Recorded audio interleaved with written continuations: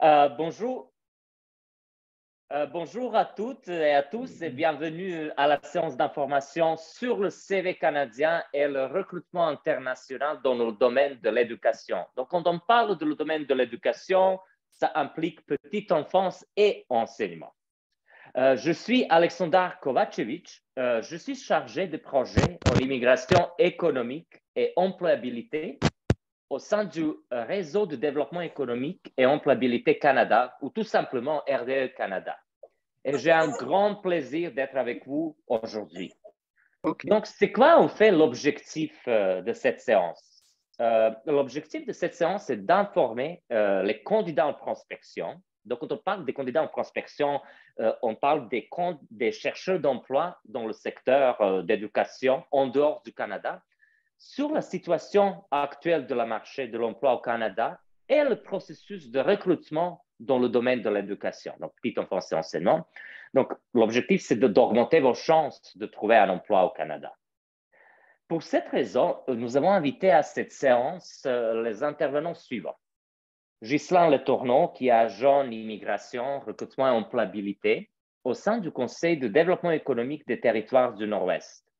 Ghislain est originaire de France et il aide les immigrants francophones dans la recherche de l'emploi. Il aide les nouveaux arrivants à rédiger, par exemple, un bon CV ou les préparer pour les entrevues afin d'augmenter leurs chances de décrocher un emploi. Donc, Ghislain va vous familiariser, entre autres, avec les spécificités d'un CV canadien. Car nous nous sommes rendus compte que plusieurs candidats de l'étranger n'adaptent pas leur CV aux normes canadiennes, ce qui par la suite diminue leur chance de trouver un emploi au Canada. Et Ghislain sera notre premier intervenant. Et si vous aurez des questions pour Ghislain, je vous prie de les écrire dans le chat pendant ou après sa présentation en indiquant d'abord votre nom. Et à la question, vous pouvez mettre entre parenthèses CV ou juste Ghislain pour savoir à qui la question est adressée. Donc, ça va faciliter la répartition des questions parce qu'on a plusieurs intervenants, comme vous le savez. Ensuite, donc, après la présentation de Ghislain sur le CV canadien, nous avons deux intervenants du secteur de la petite enfance. C'est Madame Jocelyne Isabelle et Leslie Larbalastrier. Jocelyne est originaire du Québec. Elle vit actuellement au Yukon, donc dans le Grand Nord canadien. Et elle possède plus de 20 ans d'expérience auprès des enfants. Elle a fait ses études en éducation à la France ainsi qu'en gestion de services de garde. Jocelyne est actuellement la directrice de la garderie du Petit Cheval Blanc qui fait le recrutement international depuis 2017. Ça va maintenant. Et elle est ici avec Leslie, qui est originaire de Belgique, où elle était enseignante à la maternelle. Ça va, non? Le son, ça va maintenant? Je vous prie de mettre en silence. Oui. OK. Donc, Jocelyne, avec Leslie, donc, qui est originaire de Belgique, mais qu'elle était enseignante à la maternelle. Mais son diplôme d'enseignante n'a pas été reconnu au Canada. Pour cette raison, elle a travaillé comme éducatrice en garderie et son parcours l'a amenée au Yukon où elle réside depuis presque 20 ans. Et elle travaille à la garderie du Petit Cheval Blanc de Whitehorse depuis 2015 en tant qu'adjointe administrative. Elle est notamment en charge de recrutement à l'international et de soutien aux employés issus de l'immigration.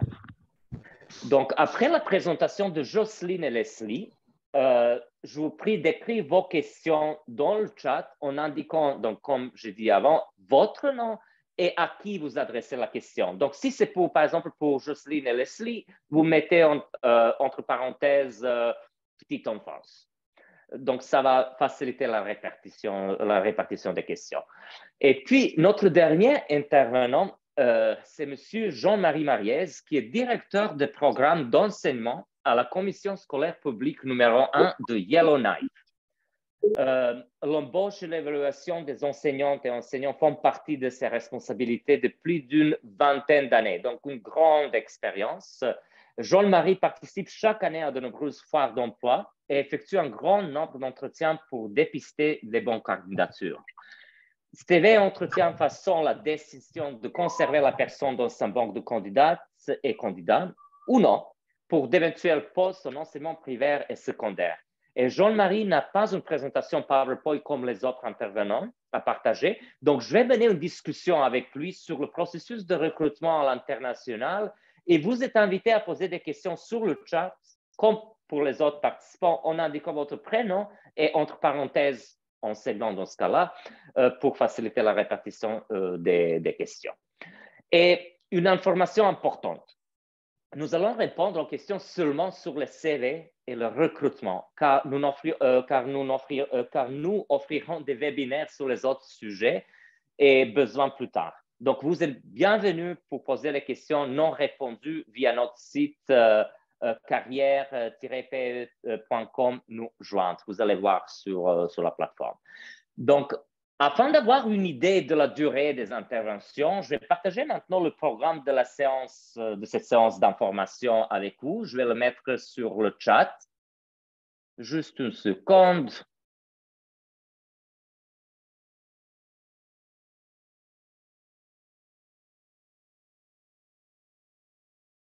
Et voilà, c'est ici, juste pour avoir une idée. Donc, c'est ça. Puis, comme vous pouvez voir dans le chat, donc après ce mot de bienvenue, je suis la présentation du RD Canada et ses services et les coordonnatrices en éducation. Donc, j'invite ma chère collègue Adèle Mugamala, conseillère en développement économique et employabilité, projet en petite enfance, de se présenter et de vous familiariser avec notre organisme et ce beau projet. Donc, Adèle, à toi la parole.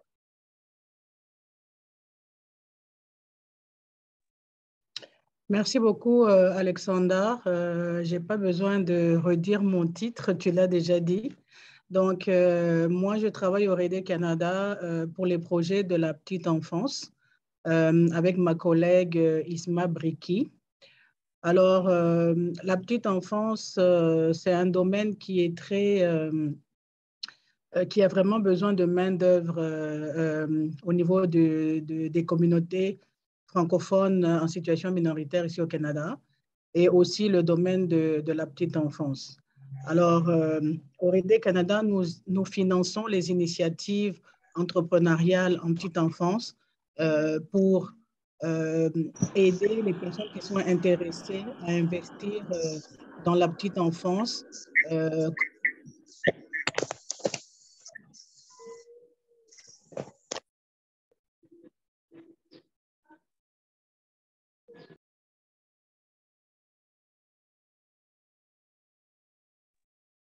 On a perdu ton micro, Adèle, on ne t'entend plus.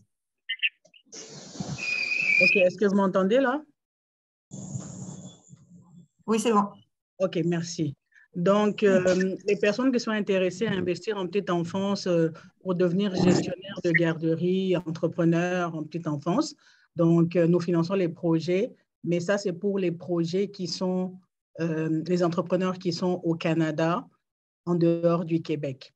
Alors, c'est bien d'avoir des garderies, mais on a aussi besoin de main-d'œuvre. Donc, il y a une pénurie accrue de main-d'œuvre au niveau de la petite enfance et de l'enseignement francophone ici au Canada. Alors, le RD Canada a mis en place une plateforme de maillage sur laquelle nous aidons les entrepreneurs en petite enfance et aussi en enseignement, les conseils scolaires, les écoles, qui ont besoin de recruter des éducateurs et éducatrices ainsi que des enseignants. Donc, nous les aidons, nous facilitons le maillage entre les employeurs et les chercheurs d'emploi sur la plateforme. Nous avons des ressources humaines qui sont disponibles sur la plateforme pour aider, appuyer aussi bien les entrepreneurs que les chercheurs d'emploi avec des services en employabilité, c'est-à-dire de l'aide pour les CV, comment faire une bonne présentation de sa lettre de présentation, comment afficher une offre d'emploi, ce genre de services. Et donc, nous avons 5 ressources humaines qui sont disponibles. Il y a une ressource humaine à l'ouest de l'Ontario, en Colombie-Britannique. Et elle va par le nom de Jennifer. Bonjour. Donc, c'est Jennifer Neal. Et on a aussi du côté de l'Ouest, en Alberta, on a Carole Bédard, donc qui aide tous les chercheurs d'emploi et les employeurs au niveau de l'Alberta, Saskatchewan et Manitoba. Bonjour Carole. Bonjour à tous, bienvenue. Alors, nous avons Sonia Kwaku, qui est notre coordinatrice et qui s'occupe de tous les territoires, les 3 territoires du Canada, donc le Nunavut, le Yukon et territoire du Nord-Ouest. Bonjour Sonia. Bonjour, bonjour à tous. Nous avons Delphine Kofi, qui est notre coordinatrice sur la plateforme. Elle s'occupe particulièrement de l'Ontario. Bonjour Sonia. Bonjour Delphine, je m'excuse. Bonjour à tous, bonjour Adèle. Alors, au niveau de l'Atlantique, nous avons 2 coordinatrices. Il y a Imen Raboudi qui s'occupe de la Nouvelle-Écosse. Bonjour Imen. Bonjour, bienvenue. Et puis, nous avons Edger Sabri qui s'occupe de tout le côté de l'Atlantique, donc Terre-Neuve et Labrador, l'île du Prince-Édouard et puis le Nouveau-Brunswick. Donc, si jamais vous êtes inscrit sur la plateforme, on encourage toutes les personnes qui ne sont pas encore inscrites sur la plateforme à pouvoir s'inscrire pour bénéficier de tous les services qui sont offerts par nos coordinatrices. Et ça vous permet d'avoir beaucoup plus de chances de décrocher un emploi selon votre provenance, votre province ou territoire de destination. Donc voilà, si vous avez des questions pour moi aussi, vous pouvez toujours les mettre sur le chat et je me ferai un plaisir d'y répondre. Merci. Merci Adèle pour l'introduction. Les participants, ils ont eu aussi l'opportunité de se familiariser avec les différentes provinces et territoires du Canada. Comme vous voyez, nos coordonnatrices couvrent tout le Canada. Je voudrais juste voir si Ghislain est avec nous, notre premier intervenant. Sinon, Sonia, je voudrais t'inviter de l'appeler à nous rejoindre. Donc, comme je vous ai expliqué, Ghislain va parler du CV canadien. J'avais l'opportunité de travailler avec Ghislain dans le territoire du Nord-Est. Il était à Destination Canada. C'est un grand événement, de recrutement d'envergure internationale. Puis, Ghislain a beaucoup d'expérience dans le recrutement international. C'est pour cette raison qu'on l'a invité, parce qu'il avait l'opportunité, en fait, de voir de voir différentes candidatures, différents CV. Puis il va vous familiariser, en fait, avec le CV canadien, parce qu'on s'est rendu compte, en fait, moi, j'ai fait aussi, sinon, le recrutement international. J'étais à la poste de Ghislain avant, puis maintenant, je travaille au sein du RD Canada. Et quand j'ai travaillé, quand j'étais à Destination Canada, donc ce grand événement de recrutement international, on s'est rendu compte que plusieurs candidats, en fait, n'ont pas adapté leur CV au nom canadien. Puis, vous savez, juste pour vous illustrer un exemple, les candidats, nous, on a récemment, par exemple, fait un processus de recrutement pour le poste ici au sein de RD Canada, puis il y avait 200 candidatures juste pour un poste. Puis, vous pouvez imaginer les autres, par exemple, employeurs, ils reçoivent de milliers de candidatures. Donc, le CV, c'est vraiment important qu'il soit authentique, très, très, très, très concis. Donc, moi, je vous parle de mon propre expérience d'une semaine. C'était juste, je regardais le CV moins de 30 secondes. Donc, vous voyez, donc c'est vraiment important d'avoir un CV efficace. Et pour cette raison, on a invité avec nous Ghislain Letourneau, donc il travaille en tant qu'agent en immigration, recrutement et employabilité au sein du CDTNO. Donc, je vois que Ghislain est maintenant avec nous. Bonjour Ghislain et bienvenue. Merci Alexander, merci. Et puis bonjour à tout le monde, ou bonsoir plutôt. J'imagine qu'il y a certaines personnes qui sont sur différents fuseaux horaires. Je suis Ghislain, je suis donc un agent en immigration, recrutement et employabilité au C2TNO, qui fait partie du réseau de la RDEE. Merci, Ghislain. J'ai déjà parlé aussi de ton parcours, un peu de ton expérience, de notre expérience en fait à Destination Canada. Puis, si tu es prêt, tu peux commencer avec ta présentation. Merci. Donc, oui, juste un petit moment, je démarre le document et je le mets en mode présentation. Il faut que je partage mon écran. Vous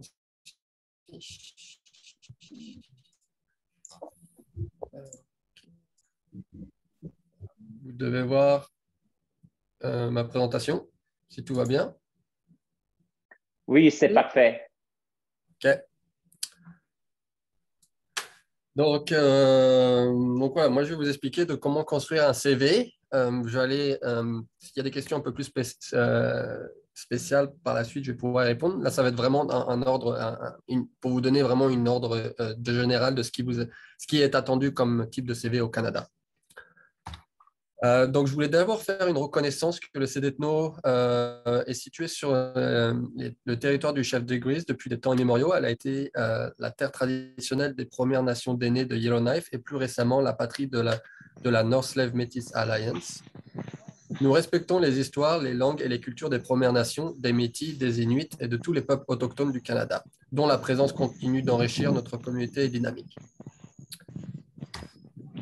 Donc voilà, qu'est-ce que vous allez apprendre aujourd'hui? Donc, vous allez apprendre pourquoi a-t-on besoin d'un CV, les types de CV, ce qui va dans un CV, l'accroche du CV et ce qu'il ne faut pas inclure dans un CV. Ça, c'est super important. Les types au Canada sont vraiment différents.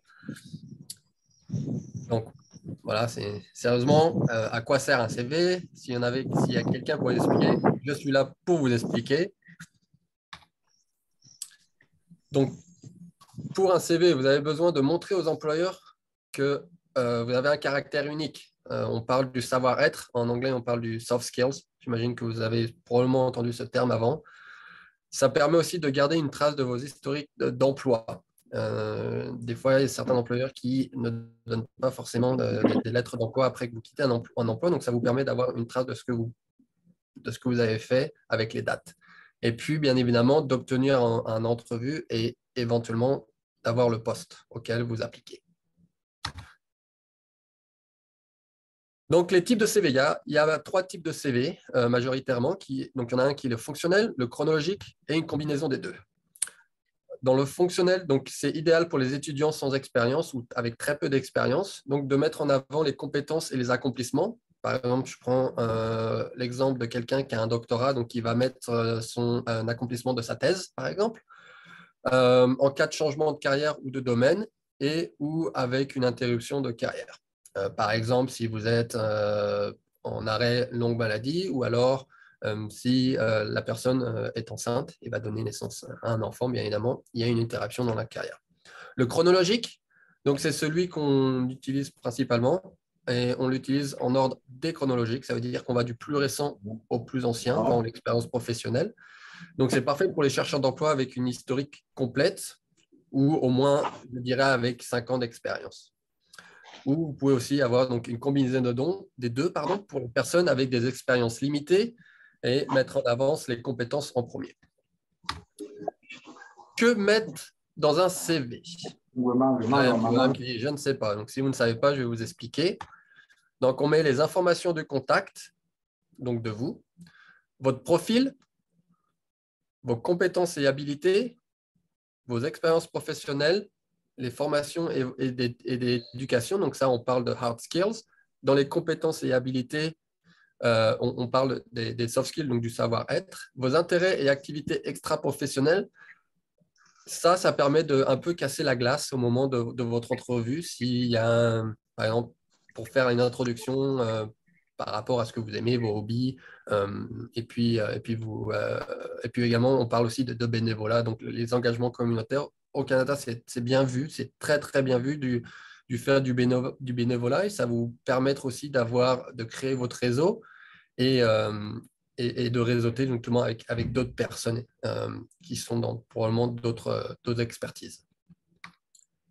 Donc, pour les informations de contact, vous mettez votre nom, prénom, adresse email, et éventuellement un téléphone et une adresse d'où vous habitez. Généralement, vous pouvez soit mettre l'adresse complète, soit le pays, simplement.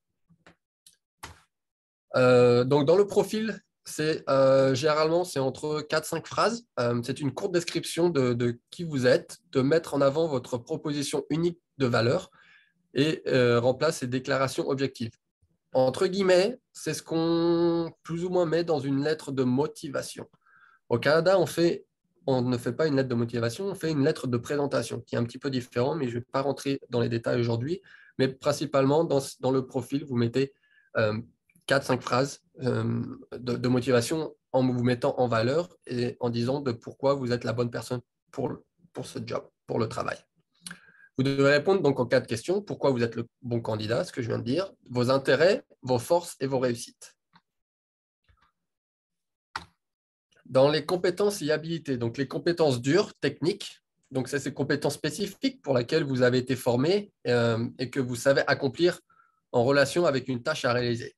Par exemple, langage informatique, compétences traditionnelles, ou par exemple, coordinateur de projet, etc. Les compétences douces transférables. Donc là, on parle plus ou moins des soft skills. Les compétences générales qui font de vous quelqu'un d'accompli dans divers emplois. Donc, bonne communication, esprit collectif, flexibilité, travail d'équipe, tous ces genres de compétences. L'habilité, ce dont vous êtes capable et votre potentiel. Donc, endurance physique, patience, relationnelle et tout ça. Dans un CV, vous ne mettez pas référence disponible sur demande. Si l'offre d'emploi, la description de l'emploi que vous voyez vous demande des références, à ce moment-là, vous les mettez. S'il n'y a rien dans l'offre, dans la description de l'emploi, vous ne mettez rien sur votre CV. Pas d'image, pas de photo. On ne fait pas ça au Canada. Le statut matrimonial, donc si célibataire, marié, des enfants, et tout ça, on ne le met pas. Les croyances ou les religions, également, ça ne se met pas. Les commentaires sur votre précédent employeur, pareil. Et les informations personnelles non nécessaires, comme le numéro de SIN, donc c'est le numéro d'assurance sociale. C'est très confidentiel, on ne le met pas. Donc, et puis l'âge, la taille, le poids, tout ce qui est information comme ça, non, ça ne se fait pas. Les erreurs grammaticales et les fautes d'orthographe, faites très attention. Ce que je conseille, moi, à mes clients, c'est de faire relire leur CV par 3 personnes différentes. Il va y avoir des corrections. Bien évidemment, chacun a plus ou moins une idée différente de comment faire les CV, mais là, on parle vraiment juste des erreurs grammaticales et des fautes d'orthographe. Donc, les petits des aides pour votre CV, donc corriger, ne laissez pas de fautes. Vocabulaire orienté vers le futur, on se projette toujours. Envoyez votre CV au format PDF. Les employeurs n'aiment pas quand on envoie des CV en point doc, donc en format Word. L'employeur se pose des questions. Pourquoi il m'envoie ça? Est-ce que je dois le modifier ou pas? Non, on l'envoie en PDF. Ça veut dire que ça montre que vous êtes sûr de vous aussi, d'un côté. Ça veut dire que voilà. Et c'est plus facile d'ouvrir un fichier en format PDF, par exemple, si l'employeur utilise, je veux dire, des marques, mais un Windows ou un Mac ou un Linux, au moins il peut ouvrir le format PDF, donc on peut ouvrir dans tout le domaine informatique. Ne mettez que des informations indispensables et gardez votre CV à jour, y compris les informations de contact. Donc, à chaque fois que vous changez, par exemple, si vous déménagez, mettez à jour votre adresse. Si vous changez d'emploi, mettez à jour. En fait, ça se met à jour, entre guillemets, tous les 3 à 6 mois. Tout dépend de votre situation. Ça peut être 1 an, 2 ans si vous ne bougez pas, si vous avez toujours le même emploi. Pour les contrats de courte durée dans vos expériences professionnelles, n'utilisez pas les mois, juste les années. Donc, si par exemple c'est un stage, mettez juste une année. Mettez juste par exemple, si vous avez fait un stage en 2022, vous allez mettre 2022. Utilisez un format combiné pour votre CV. Donc là, on parle d'expérience et avec vos études. Et notez vos réussites immédiates pour chaque emploi. Donc ça, c'est vos accomplissements. Si vous n'avez pas de diplôme, notez vos réussites, mettre en avant votre développement professionnel que vous avez probablement fait dans votre carrière, et puis enrichissez votre rubrique compétences techniques. Si votre éducation n'est pas complétée, donc ça, on est dans la partie éducation, vous mettez en cours, où vous pouvez mettre la date à laquelle vous avez commencé jusqu'à présent. Si vous êtes licencié, ne le mentionnez pas dans votre CV également, vous mettez juste la date à laquelle vous ne travaillez plus pour cet employeur. Donc, vous allez mettre, par exemple, si vous avez travaillé de octobre 2016 à mars 2023, vous allez juste mettre mars 2023. Vous ne mettez pas les raisons en fait de pourquoi vous avez quitté cet emploi. Vous n'avez pas d'expérience canadienne, mettez en avant là où vous avez travaillé avant. Mettez l'accent sur vos réussites et utilisez la matrice SMART, donc spécifique, mesurable, ambitieux, réaliste et temporel. Ça, c'est très important. Et puis, ma dernière slide, c'est les questions. Et je voulais aussi insister sur, par rapport aux employeurs, l'employeur au Canada et un peu partout dans le monde va mettre grosso modo entre 10 et 20 secondes à lire votre CV.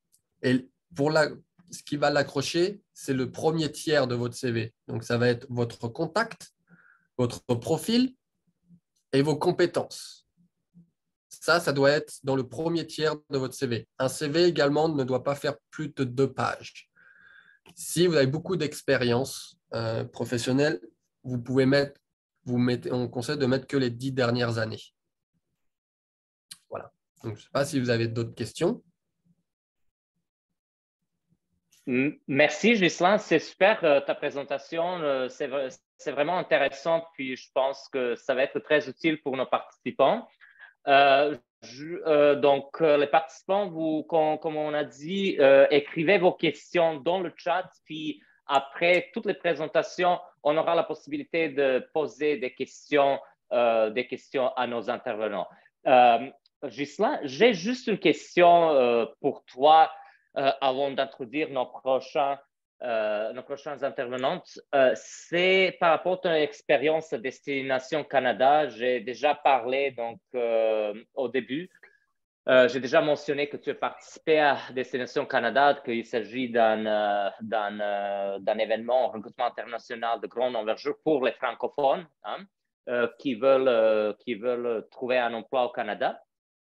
Puis, ce qui m'intéresse, tu as représenté plusieurs employeurs, TENWA, donc plusieurs employeurs dans le territoire du Nord-Ouest à cet événement. Puis, selon ton expérience, c'est quoi la plus grande erreur, par exemple, que les candidats ont mis dans leur CV? Donc les candidats internationaux. Le premier, c'est les photos. Mm-hmm. Ça, c'est quelque chose, les photos, c'est principalement tout le monde. Donc, quand on les voyait en personne lors de Destination Canada avec leur CV, on leur donnait aussi un petit peu des petits conseils justement pour vous donner toutes les chances possibles de décrocher un emploi.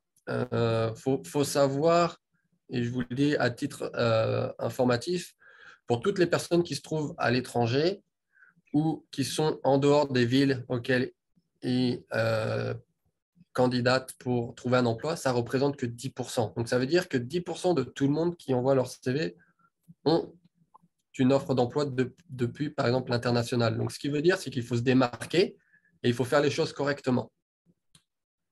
Mais la première chose, oui, c'est le matrimonial et puis les photos. Ça, c'est vraiment le point numéro 1.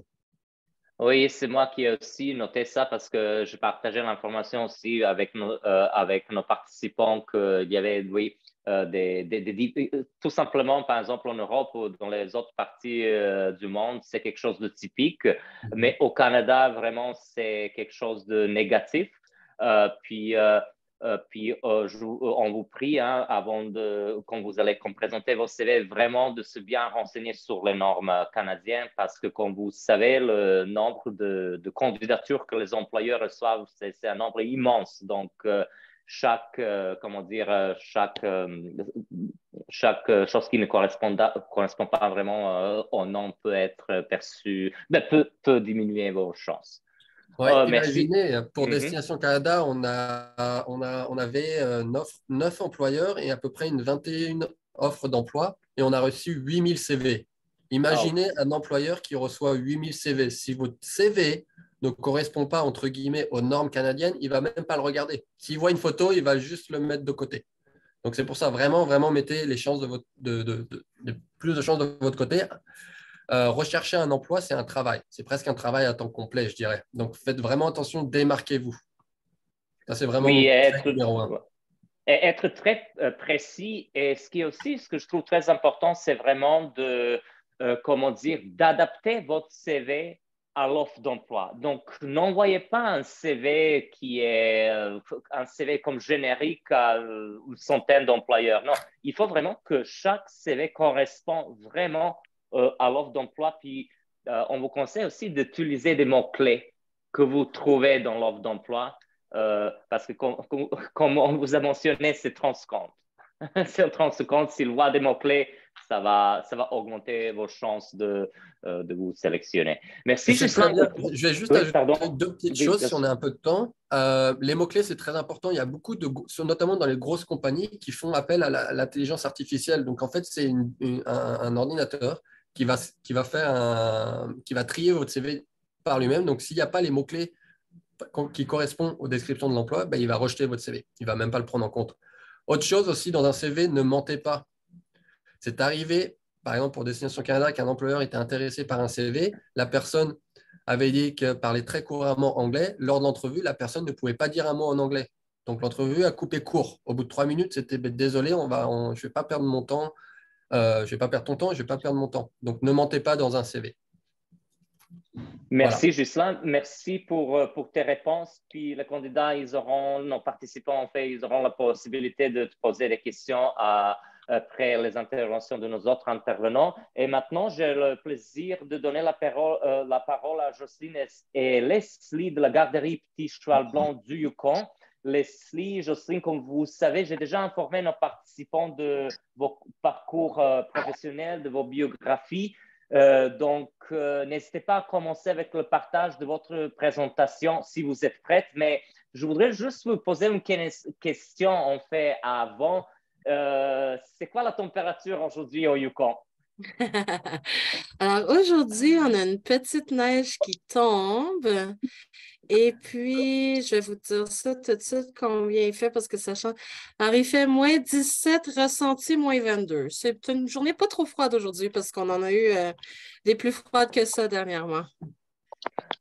Oui, c'est vrai, c'est absolument vrai, c'est pas très froid. Moi, j'avais l'opportunité de vivre au territoire du Nord-Ouest, puis je me rappelle moins 50 aussi. C'est ça, alors moins 22, on est presque en été, là. Ah non, c'est pas vrai. Mais non, c'était quand même moins pire aujourd'hui. Ah, super, merci. Donc, est-ce que vous pouvez partager votre présentation?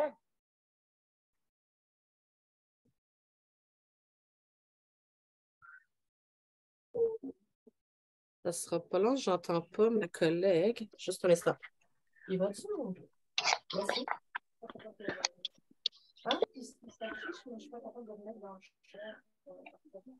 Entre-temps, n'ayez pas peur, les gens s'adaptent à ces températures. Pour moi, c'était un choc quand je déménageais à Montréal il y a 13 ans. Puis il faisait tellement froid, c'est la première année, puis on s'adapte après un an. Puis territoire du Nord-Ouest, c'était un haut niveau, mais on s'adapte.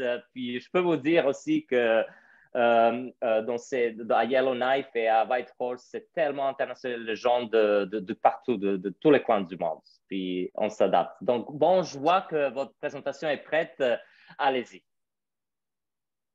Voilà, je vais laisser Leslie parler pour le début, puis si jamais il y a d'autres choses, je vais intervenir. Parfait, merci. Leslie? Bonjour tout le monde. Vous m'entendez bien? Alors, donc mon nom est Leslie, je travaille pour la garderie du Petit-Cheval-Blanc à Whitehorse au Yukon et nous sommes la seule garderie francophone située dans le territoire. Et nous avons beaucoup d'expérience concernant le recrutement à l'international. C'est ce dont on va vous parler un petit peu aujourd'hui. Nous avons reçu il y a à peu près 3 semaines un prix justement de RD pour Connexion Employeur. Donc, c'est pour souligner nos efforts en matière de recrutement et intégration des immigrants francophones. Alors, comme Ghislain, nous aussi, on participe depuis plusieurs années au Salon Destination Canada. Donc depuis 2017, on participe et on embauche des gens. C'est sûr que sur la quantité de CV qu'on reçoit ou de personnes qu'on rencontre, on n'a pas de poste pour tout le monde. Donc, il y a vraiment une sélection qui est faite des candidats pour que ceux-ci répondent le plus possible à nos attentes et surtout au niveau des formations, que les formations des employés potentiels soient reconnues à leur pleine valeur ici au Yukon. Donc, sur le tableau ici, vous pouvez voir qu'en novembre, depuis novembre 2017, on embauche des gens via le Salon Destination Canada. Et la majorité des gens restent. Les nombres sur le côté, par exemple, vous voyez pour novembre 2021 et février 2022, on a engagé 7 employés qui sont venus avec leur famille. Donc, ça veut dire qu'en tout, nous avons accueilli 22 nouveaux franco-yukonais. Donc, nos offres d'emploi ne sont pas seulement réservées aux gens seuls, célibataires, etc. On accepte aussi des familles que nous aidons à s'installer ici au Canada. Donc, la garderie du Petit Cheval Blanc est une équipe multiculturelle. Nous avons des gens d'un peu partout au pays. Donc, on a des gens forcément canadiens, mais cette année, dans notre équipe, nous avons des Français, des Belges, des Algériens, des Marocains, des Haïtiens, des gens de Pologne aussi, l'île de la Réunion. Donc, on a vraiment des gens d'un petit peu partout. Au niveau des défis pour nous, ou pour tout employeur, je pense, qui recrute à l'étranger, il y en a quand même pas mal. On ne va pas vous le cacher, c'est pas facile de recruter à l'international. C'est pour ça qu'on doit s'assurer d'avoir les bons candidats, de vérifier beaucoup d'informations, comme disait Ghislain tout à l'heure. Ne mentez pas parce qu'on le voit vite. Et puis, ça se conclut généralement par un retour au pays. Donc, faites attention à ce que vous mettez. Nous, ce qui est important, c'est que les candidats qui postulent pour des emplois en petite enfance au Yukon aient une formation qui puisse être reconnue par le gouvernement du Yukon. Il faut aussi que le CV soit adéquat, donc avec les informations pertinentes. Alors, par exemple, quelqu'un qui va m'envoyer son CV qui est coiffeur ou boucher ou quoi que ce soit et qui veut travailler en garderie, c'est certain que moi, ce sont des CV sur lesquels je ne passe pas de temps. Ensuite, pour tout candidat qui arrive chez nous, il y a tout un processus et c'est pareil pour l'ensemble des garderies au Canada, c'est qu'il faut faire reconnaître les formations. Donc là, il faut aller avec, par exemple, nous on fait affaire avec WES, qui est un organisme d'équivalence des formations. Mais il y en a plusieurs qui sont reconnus au Canada et que vous pouvez trouver sur le site de IRCC. Ils vont mentionner les écoles qui sont reconnus, enfin pas les écoles, mais les établissements qui sont reconnus à travers le Canada pour faire des équivalences. Donc nous, au Yukon, on a besoin de ces papiers d'équivalence. Ensuite, toutes les informations des employés sont envoyées au gouvernement territorial qui, eux, vont valider que la formation que vous avez suivie en petite enfance correspond à ce qui est demandé ici au Canada. Ensuite, ce qui est un défi aussi, on a remarqué pour les gens qui viennent travailler chez nous, c'est d'apprendre des méthodes de travail au Canada qui sont très différentes quand même de ce qui se passe, par exemple, en Haïti ou au Maroc. On a des façons de travailler assez différentes. Donc, il faut que les candidats aient une bonne capacité d'adaptation pour apprendre de nouvelles méthodes et s'adapter à la vie canadienne. Il y a aussi tout ce qui est normes canadiennes au niveau d'hygiène et de sécurité par rapport aux enfants, que les candidats doivent apprendre et appliquer, maîtriser il y a des choses au Canada pour lesquelles nos normes ou standards sont assez exigeants, je veux dire, ou très différents de, par exemple, en France ou en Belgique, on a des fois aussi des mises à jour à faire avec les employés même européens parce que nos façons de fonctionner au Canada ne sont pas les mêmes. Aussi, quand vous déménagez à l'étranger, une autre chose qui va prendre beaucoup de votre temps, c'est toutes les démarches nécessaires à l'installation. Donc, chercher un logement, vous informer pour les transports, les premières épiceries, c'est assez perturbant au début. Tous les autres papiers qu'il faut, dont vous allez avoir besoin pour votre installation, et aussi tout ce qui est en lien avec l'intégration des enfants, donc leur inscription à l'école notamment, les fournitures scolaires, la liste des fournitures n'est pas la même, les termes employés ne sont pas les mêmes que ce qu'on emploie par exemple en Europe ou en France, en Belgique ou même en Haïti. Nous, dans notre cas, en tant qu'employeur, on a souvent accompagné nos nouveaux employés au magasin pour acheter les fournitures scolaires des enfants parce que les termes ne sont pas les mêmes et ils ne savent pas de quoi on parle. D'autres choses qu'on remarque comme défi pour nous, une fois que nos employés sont ici, c'est qu'il y a beaucoup de chocs culturels, de différences entre les cultures aussi, et on doit apprendre à naviguer avec votre culture d'origine, puis votre nouveau lieu de vie et les façons de faire ici au Canada. Les modes de communication sont aussi différents, donc il faut apprendre à communiquer avec l'employeur à la façon nord-américaine, qui est assez différente qu'en Europe, par exemple en France. Et ensuite, on remarque aussi au niveau des employés qu'il y a des phases d'adaptation et d'intégration. Et puis ça, c'est normal parce qu'au début, c'est comme tout est beau, tout est nouveau, c'est un peu une lune de miel. Et puis, au fur et à mesure que les mois passent, il y a des embûches qui arrivent, c'est normal. Et puis là, on voit comme un creux, surtout avec l'hiver. Chez nous, au Yukon, il fait noir, il fait très froid. Bon, c'est très différent. Donc, on remarque toujours un petit creux au niveau de nos employés, au niveau de la motivation, le désir de rester au Canada, etc. Donc, c'est une phase normale d'adaptation, d'intégration à votre nouveau milieu de vie. Aussi, une autre chose qui est à prendre en compte et qui amène beaucoup de stress, ce sont les délais de traitement des dossiers avec Immigration Canada. Donc, c'est difficile pour nous en tant qu'employeur quand on veut engager quelqu'un. Pour vous donner un exemple, à Destination Canada, c'était au mois de novembre. On a recruté des gens via ce salon avec qui on est en train de faire des démarches depuis le mois de décembre. Là, on est rendu au mois de mars. Mais on sait qu'on n'aura pas leur visa avant probablement le mois de juin. Et ce sont des gens qui vont commencer à travailler au mois d'août. Donc, pour nous, une installation, une immigration au Yukon, ça se prépare. Et c'est à peu près 8 mois de travail en collaboration avec l'employeur, donc nous, et l'employé jusqu'à ce qu'ils arrivent pour travailler chez nous. Jocelyne, est-ce que tu veux continuer? Alors,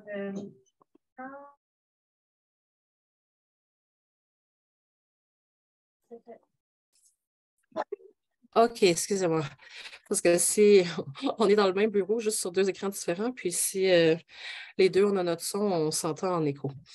Alors, comme vous pouvez voir, nous, depuis quelques années maintenant, on prépare une trousse d'accueil pour nos nouveaux employés qui arrivent. Dans la trousse d'accueil, on met des feuillets d'information qu'on est allé chercher au guichet touristique. Donc, des dépliants sur qu'est-ce que c'est le Yukon, qu'est-ce qu'on peut faire au Yukon, qu'est-ce qu'on peut trouver et tout. On met... quand c'est une famille, on essaie de mettre un jeu qui parle du Canada, comme dans celui-là, c'est un chercher-trouve du Canada. On met un livre sur qu'est-ce qu'on met dans les boîtes à lunch, parce que d'un pays à l'autre, les boîtes à dîner, c'est pas la même chose. Il y a des pays où les repas sont servis dans les garderies. Alors, pour donner des idées, on met un livre là-dessus, des livres sur différentes choses qu'on sait qui sont différentes ici qu'ailleurs. On met aussi une boîte à lunch, une boîte à dîner avec l'effigie de la garderie, une bouteille d'eau. Donc, la trousse d'accueil, dans le fond, c'est pour informer, mais c'est aussi pour que le nouvel employé sente qu'on se soucie de son intégration dans la communauté locale. Voilà. Ensuite, prochaine diapositive, Leslie. Ah, OK. Moi, ça prend du temps, c'est pour ça. Alors, on a commencé cette année quand on a des nouveaux employés au mois d'août. On fait une semaine de formation avant l'entrée en poste. Donc, il y a des formations qu'on envoie déjà, des formations qui peuvent être suivies à distance. Et puis, quand l'équipe arrive en place, ben, on fait différentes séances de formation seulement avec eux au début, que ce soit au niveau du vocabulaire, parce que le vocabulaire change beaucoup d'un endroit à l'autre. Donc, le même mot peut vouloir dire la même chose ou différentes choses dans différents pays. Donc, on fait des jeux sur le vocabulaire, par exemple. On va faire des mises en situation d'interventions qui peuvent être faites avec les enfants ici. Donc, comment on agit et tout. On a fait aussi avec l'équipe au complet, pas juste les nouveaux employés, des formations sur le climat de travail. On a fait aussi des sessions sur l'énéagramme pour apprendre à se connaître, comment on fonctionne. Donc, vous pouvez voir que, par exemple, on partage les repas ensemble. La petite tente dans le haut, c'est une formation sur enfant nature qu'on a eue, donc l'apprentissage dans la nature. On organise à chaque 2 ans un colloque pour les intervenants en petite enfance, donc avec tout plein de formations.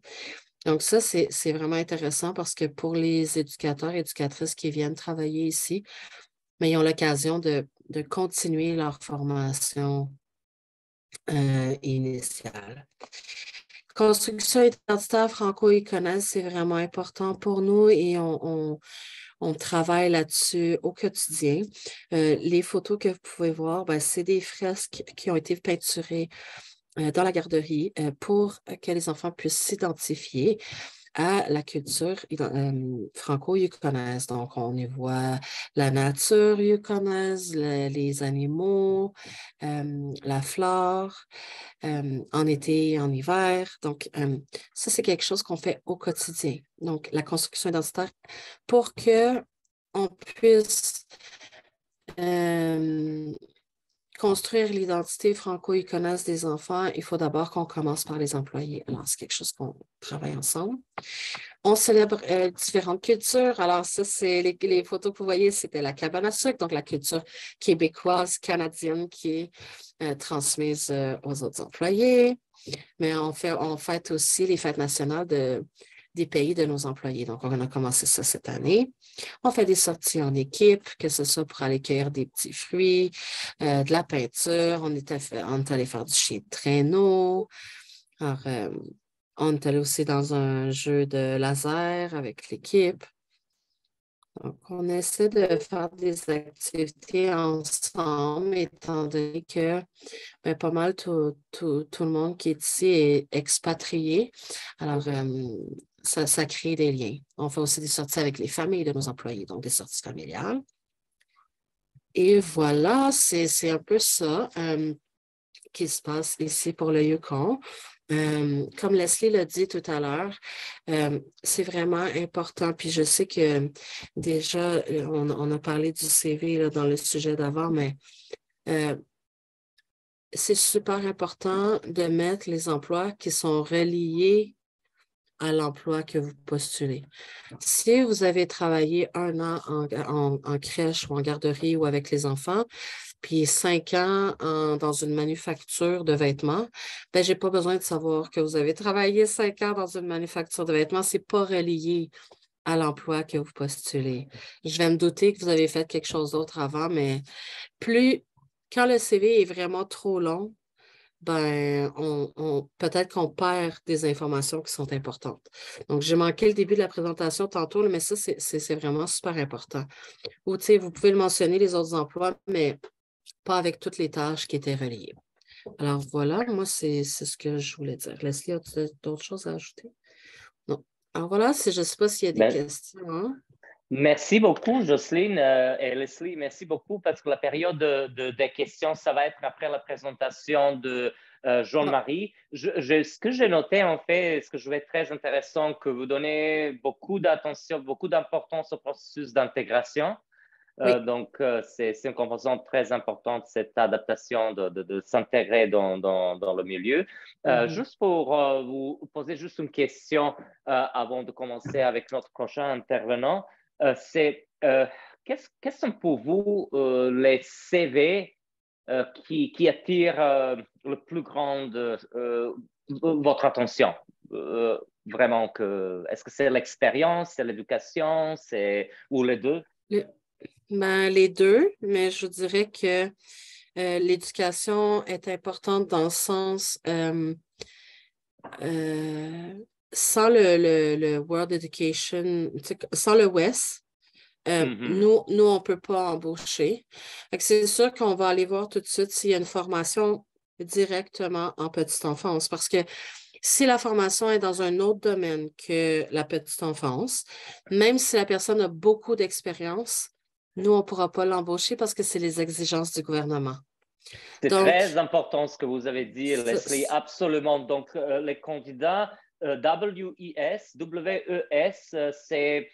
c'est très important de faire la comparaison de mon diplôme avec le WES. J'ai oublié, mon cerveau a bloqué. C'est le World Educational Service. Voilà, merci. Exactement. Ouais. Donc, renseignez-vous sur WES parce que sinon, vous ne pouvez pas travailler au Yukon. Et c'est à peu près dans la plupart des provinces et territoires du Canada. Donc, il faut faire une comparaison de vos diplômes. Par contre, ce que j'ai entendu, si je ne me trompe pas, dans le territoire du Nord-Ouest, ce n'est pas vraiment nécessaire. Merci, Carole, de mettre dans le chat cette information par rapport au WES. Et en ce qui concerne les exigences donc, au niveau de l'enseignement ou de travailler au niveau du secteur de l'éducation, vous avez sur notre plateforme donc, les guides en petite enfance et en enseignement. Et dans vous pouvez voir les exigences gouvernementales pour chaque province et territoire du Canada. Merci beaucoup, Leslie. Jocelyne, il y a beaucoup de questions pour vous. Je vais maintenant introduire notre intervenant en enseignement. C'est Jean-Marie Mariez, que je connais depuis quelques années. On était ensemble à Destination Canada. Puis Jean-Marie, bienvenue à cette séance d'information.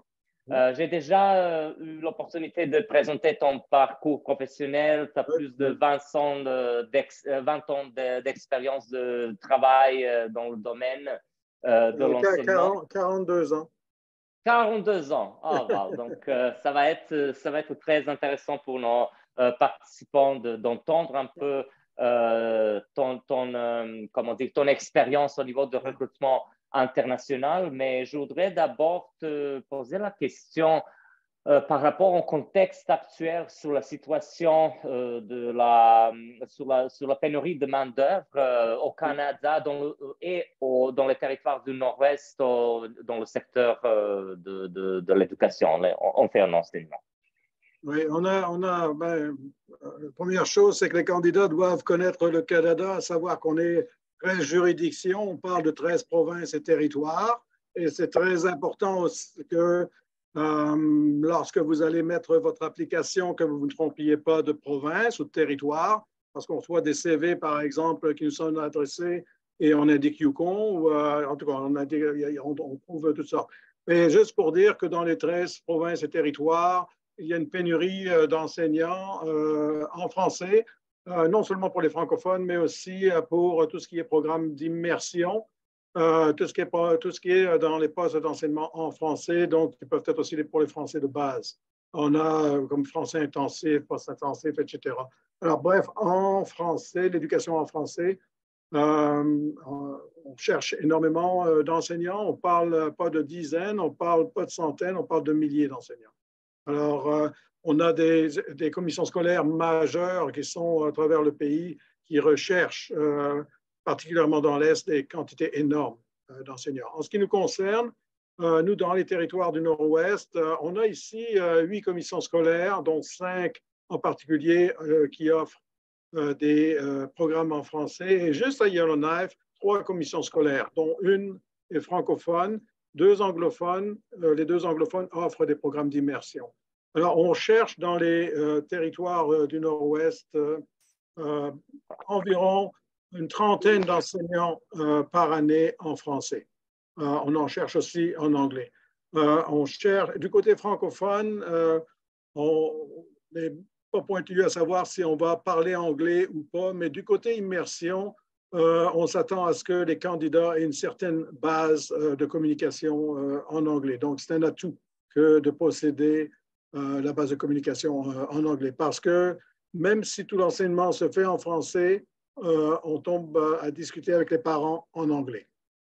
Alors, c'est Yellowknife très multiculturel, un Inuvik très multiculturel, que ce soit à River, que ce soit à Fort Smith, c'est la même chose.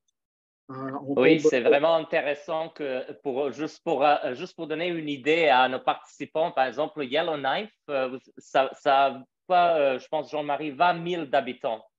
Oui, 21 000. Oui, on va vers 21 000 à l'heure actuelle. Yellowknife est en train de continuer à grandir alors que les petites communautés décroissent. Mais on a beaucoup.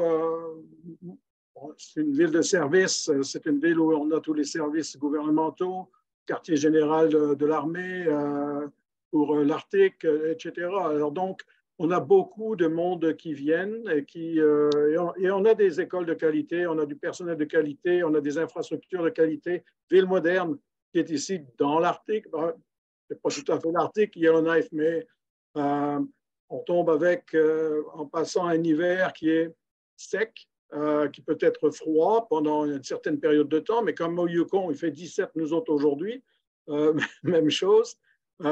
Et on s'en va vers le -8 dans quelques jours, -8, -10. Et puis, mais c'est un soleil nordique qui est très chaud. Donc, quand il n'y a pas de vent, c'est très confortable. On est très bien. Alors, juste pour vous dire ce que c'est qu'on cherche, nous autres, si tu permets, Alex, ça va? Bah, bien sûr, bien sûr. OK.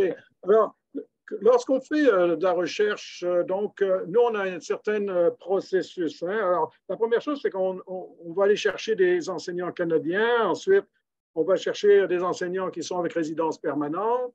On cherche ensuite avec des résidents, avec des enseignants qui sont au Canada, mais qui sont sur un programme d'éducation, par exemple, dans une université de Regina, université à la faculté Saint-Jean, par exemple, à Edmonton ou ailleurs. Donc, ils ont leur bac dans d'autres domaines, ils ont des diplômes dans d'autres domaines, mais ils sont venus au Canada faire une formation en éducation. Alors, une formation qui est de souvent 1 an et demi, 2 ans. Alors, ce sont des candidats qu'on rencontre souvent lors des foires d'emploi. Et ou lorsqu'on va faire, par exemple, des affichages de postes, on reçoit des CV qui viennent de ces candidats-là. Et ensuite, en dernier lieu, on va avec l'immigration internationale. Donc, ça vous donne une idée juste graduée, en quelque sorte, de notre processus pour aller chercher des candidats.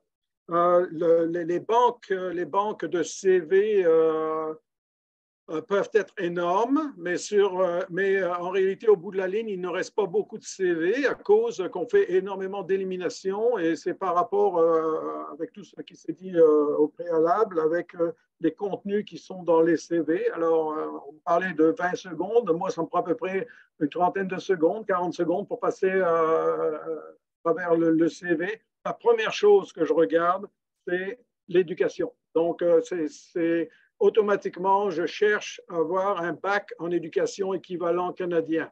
Okay? C'est la première chose. S'il n'y a pas ça, j'élimine le CV. C'est tout. Alors, j'ai une idée des équivalences de certains pays, mais on n'a pas les équivalences de tous les autres pays. C'est pour ça que c'est important, comme il a été mentionné tantôt, pour nous d'avoir le West. Donc, on parle du West, mais il y a d'autres compagnies. Okay? Mais le West est reconnu par le gouvernement et donc qui va faire des équivalences de diplômes. C'est pas seulement bon pour nous, c'est bon pour n'importe où au Canada.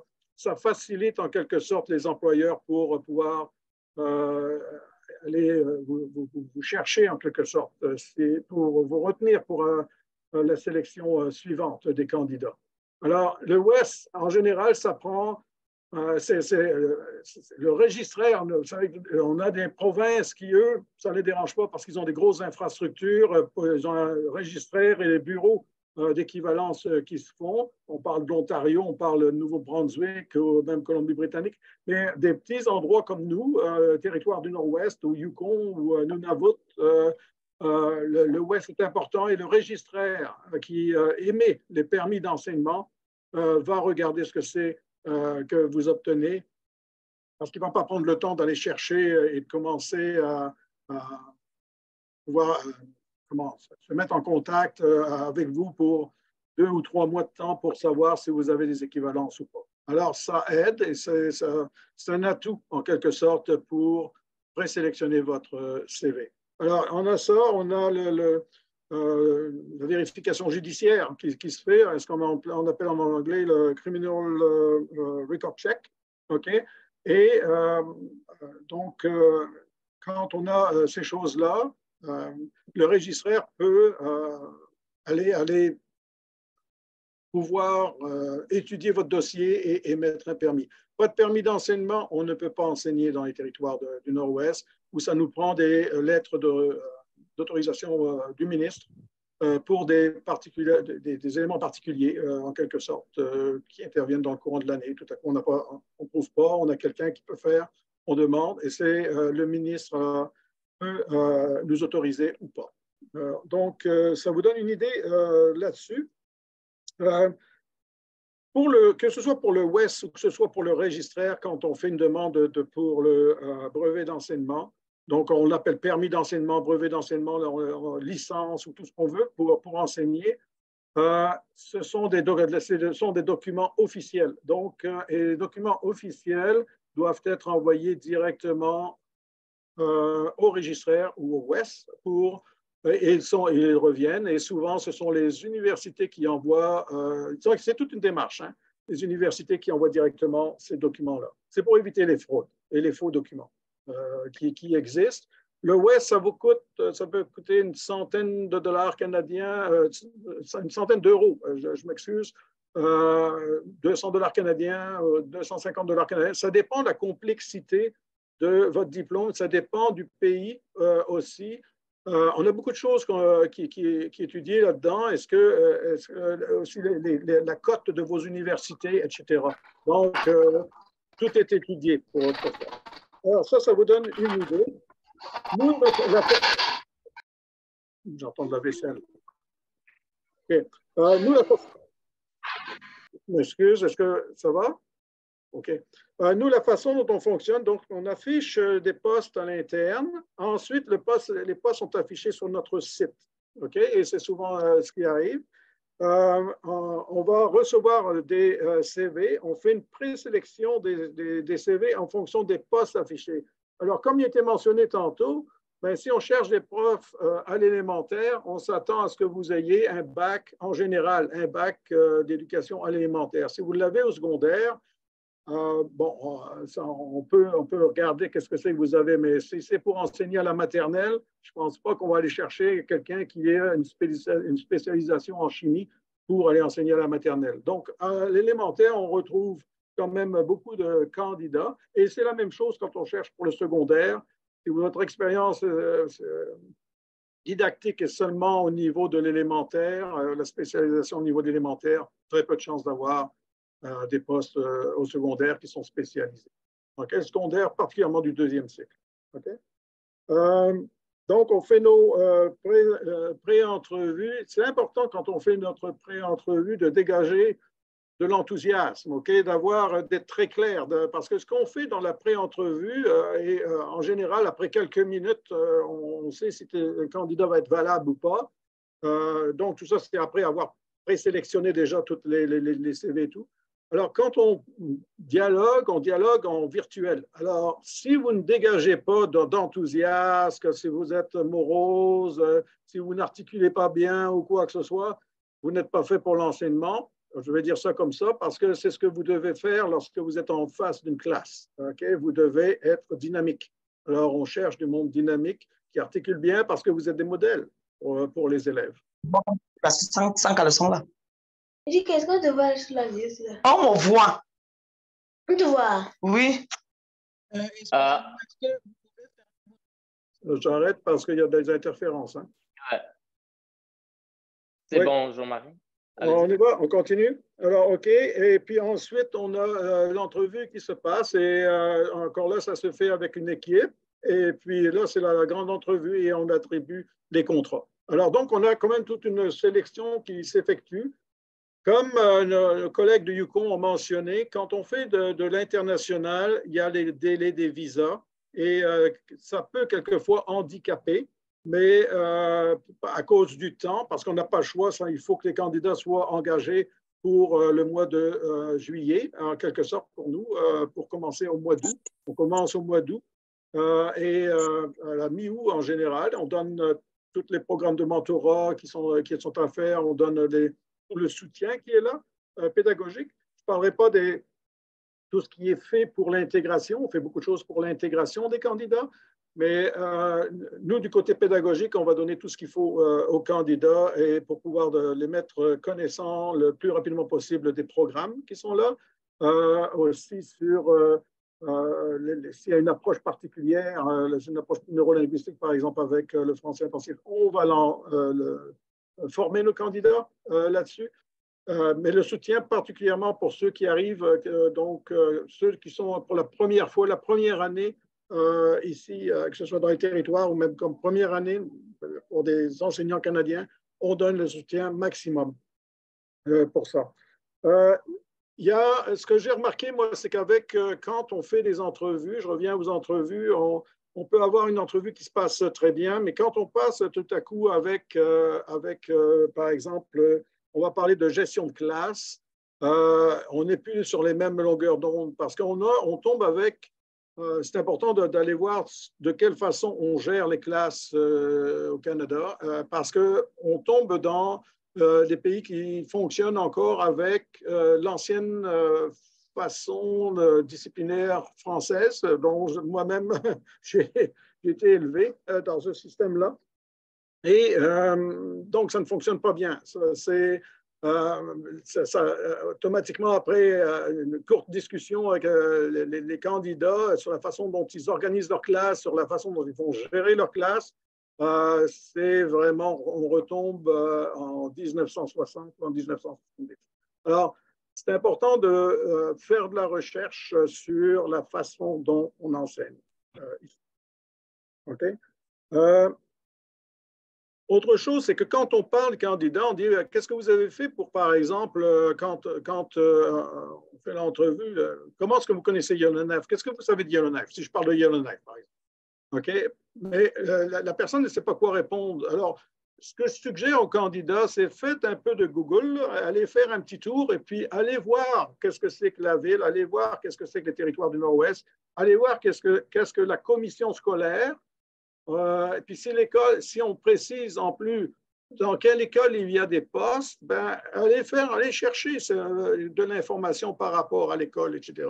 Donc, ça nous démontre qu'il y a un intérêt particulier de la personne à venir enseigner chez nous. Alors, les référents culturels, c'est quelque chose qui est complexe. On fait tout ce qu'il faut pour intégrer. Il faut que ce soit des deux côtés que ça s'intègre, que ce soit autant du côté de l'immigrant que du côté de ceux qui reçoivent l'immigrant.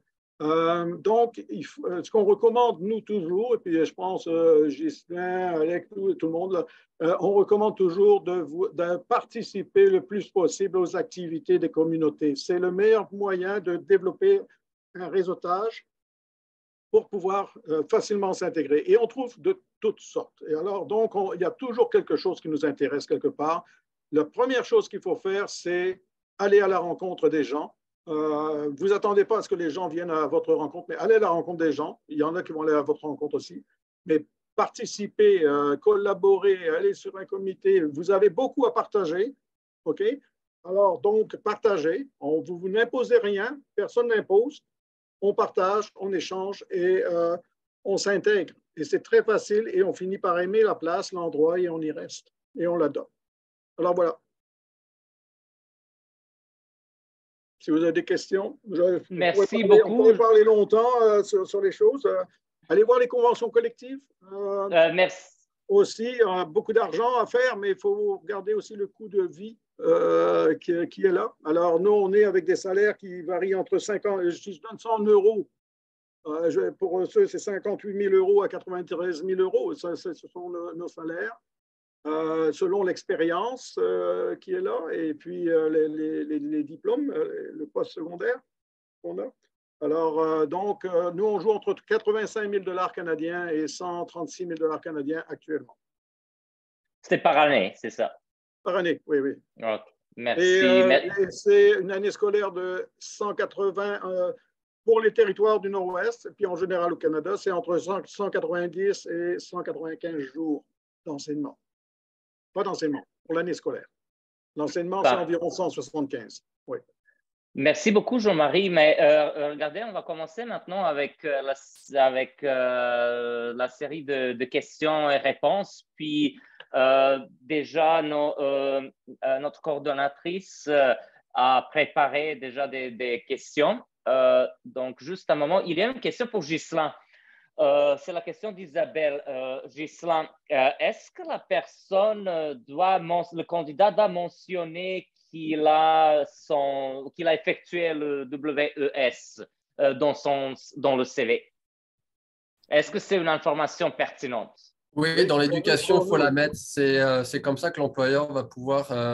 faut savoir qu'un employeur n'a principalement aucune idée de c'est quoi les diplômes à l'étranger. Donc, lui, ce qu'il connaît, c'est les diplômes au Canada. Donc, oui, c'est important. Il faut mettre à quoi équivaut votre diplôme. Donc, vous mettez l'équivalence de WES dans vos diplômes. Donc, par exemple, si vous avez un diplôme de au Canada, 2 ans, parce que WES, il faut préciser que c'est pour une équivalence canadienne. Oui. Parfait. Et l'autre question, c'est aussi, Ghislain, plus pour toi, c'est Mamadou Fofana qui voudrait savoir si, pour être recruté, si on a besoin d'un résultat de test de langue. Est-ce qu'on affiche dans le CV aussi les résultats de test de langue ou non?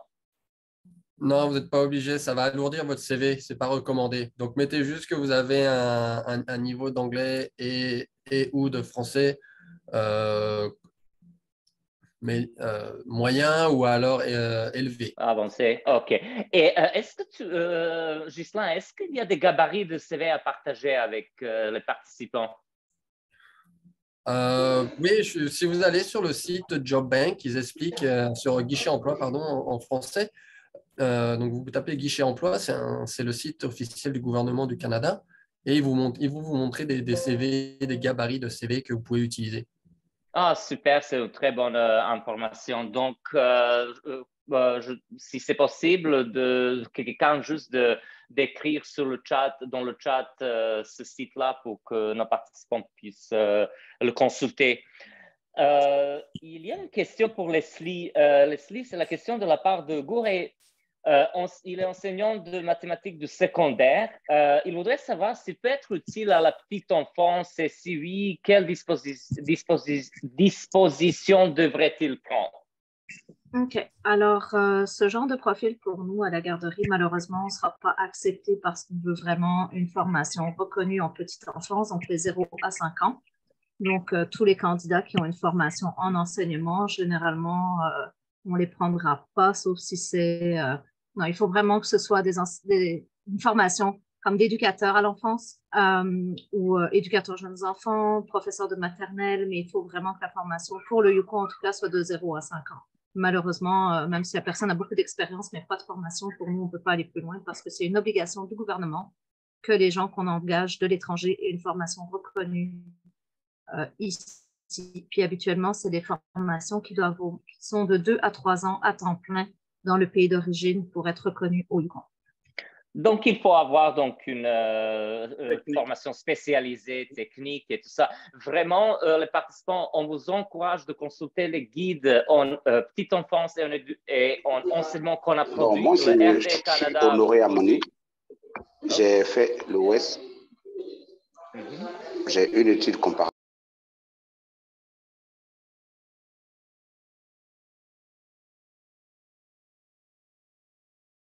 Oups. Je ne sais pas ce qui s'est passé, donc ce n'est pas grave, on va continuer avec la série de questions un moment. Donc, pour Jean-Marie, la préoccupation d'un candidat, d'un participant concerne les prérequis pour embaucher. Est-ce qu'au préalable, il faut déjà avoir les équivalences des diplômes avant de soumettre un dossier? Je pense que tu as répondu, mais bon, ou alors on peut d'abord soumettre un dossier et quand un employeur est intéressé avant qu'on gage l'opération d'équivalence des diplômes. Je suis Honoré Amani. J'ai fait une étude comparative, le West. Je m'excuse, Amani, mais s'il vous plaît, on est en train de, comment dire, de poser des questions, puis je vais vous inviter après de poser votre question. Jean-Marie, on ne vous entend pas. Juste un moment, je vais vous... Les micros. Oui, c'est bon. Allez-y. Oh. Alors, oui, donc vous pouvez envoyer votre CV. Si vous pensez que vous avez l'équivalent du bac en éducation et qu'à ce moment-là, vous indiquez que vous êtes en processus de faire l'équivalence. Aussitôt que vous recevez votre équivalence, vous nous envoyez et on l'ajoute à votre dossier à ce moment-là. OK? Mais ce qui est sûr, c'est que ce n'est pas ici à notre bureau qui allons se casser la tête avec le CV pour dire que est-ce que ça vaut ça, est-ce que ça vaut ça, on ne le fera pas. On connaît des équivalences de plusieurs pays. Je connais plusieurs équivalences que ce soit par exemple France, Belgique, Tunisie, Maroc, tout ça. J'en connais, mais on a combien? Près de 200 pays. Hein? D'accord, et merci. Et puis, il y a une autre question pour toi, Jean-Marie, c'est la question de Karim, qui est enseignant tunisien depuis 15 ans. J'ai un avis d'admissibilité conditionnelle et une lettre explicative qui lui permet d'enseigner en tant que suppléant, attendant qu'il passe son examen TECFEE pour obtenir son permis probatoire. Donc, mais chaque fois qu'il postule, on lui demande d'être au Canada pour passer une entrevue. Que devrait-il faire pour avoir un contrat? OK.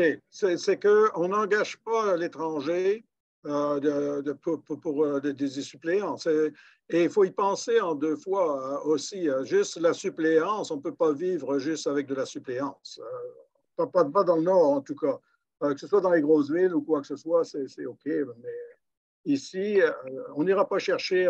En général, on a du monde sur place qui sont là où on a des gens qui vont venir d'autres villes qui vont arriver où ça se passe à l'oreille pour dire si tu viens, tu es assuré de travailler 3 ou 4 jours par semaine, etc.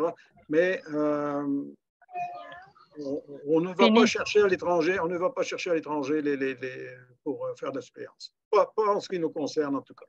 Et moi, ce que je pense, Jean-Marie, aussi, pour obtenir un visa, on fait un permis de travail avec suppléance. Je pense que ce n'est pas possible parce que ce n'est pas à temps plein.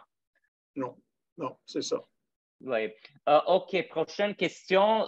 Les contrats, c'est justement, ça va avec du temps plein quand on donne les contrats. C'est ça, c'est ça. Et puis, il y a une question pour Adèle. En fait, c'est par rapport au site de maillage. Sur le site de maillage, les offres d'emploi indiquent qu'il faut être sur le territoire canadien, avoir la résidence permanente et permis de travail pour bénéficier d'une offre. Que faut-il pour les étrangers hors du Canada? Avons-nous une chance de gagner un poste? C'est Moncho qui pose cette question à Adèle.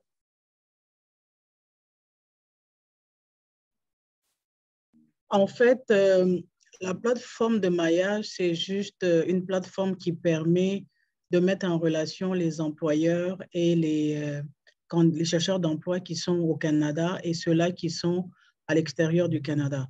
Pour pouvoir être sur la plateforme, il faut avoir l'expérience et ou la formation en petite enfance et en enseignement. Donc, une fois que vous passez l'étape de présélection, vous êtes sur la plateforme. Là, maintenant, ça va dépendre de l'employeur. Quand il va être intéressé par un profil, de pouvoir voir s'il va s'engager dans les démarches d'immigration et tout ça. Donc, pour répondre à la question, ils n'ont pas besoin d'être au Canada pour appliquer sur les postes d'emploi.